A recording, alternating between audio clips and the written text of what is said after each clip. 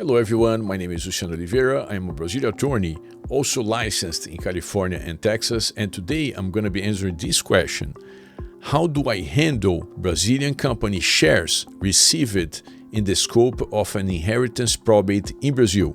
So let's start by talking about the probate. The probate, it's known in Brazil as inventário, which reminds us of an inventory. And the concept here is that the judge is going to find out who the heirs are, what the assets are, if there was debt. And at the end of this journey, after taxes are paid, potentially distribute the assets among the heirs. And then within those assets, it may be the case that business assets, or better saying, company shares are going to be among the assets. The problem here is that shares do not have an actual value, particularly when we are talking about a small business. Whenever you have a small business, it's very common, actually either in Brazil or the United States or elsewhere, for the managers to try to avoid profit, at least from an accounting perspective, in order to avoid the taxes. So the problem here is maybe you're going to look at the books for this company and you're going to see that they are making some very good money yearly,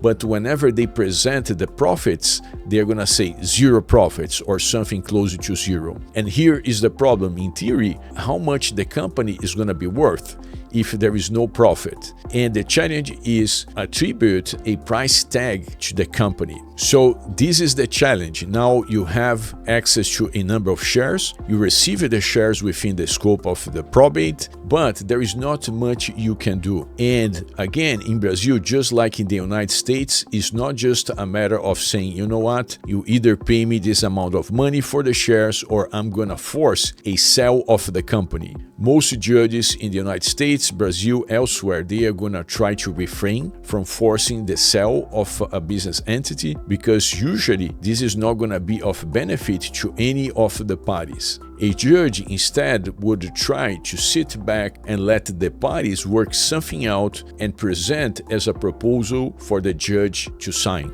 And now talking about the foreign citizen's perspective, what can they do about it? Usually, a foreign citizen will have no interest in keeping the shares for an entity in Brazil for the long term. Instead, a foreign citizen who's an heir will try to get some money out of these shares. The best approach will be usually try to negotiate with the local heirs, particularly looking at the books for the entity. And if they don't share the books with you, yes, you can secure an attorney to force them to provide the books. And once you are able to see how much money this company has in revenues, again, not in profits necessarily, you're going to have some basis to try to assess how much your shares would be worth to the local heirs. And if after some effort you are unable to get to a price tag, to some sort of agreement, yes, you can start a lawsuit asking for the forced sale of the company. This is not going to be easy, but maybe just the friction, just the cost of a lawsuit is going to be enough to nudge the local heirs to come back to the table and negotiate a fair deal with you. I hope these tips were helpful. Follow us for more tips, and I see you in our next video.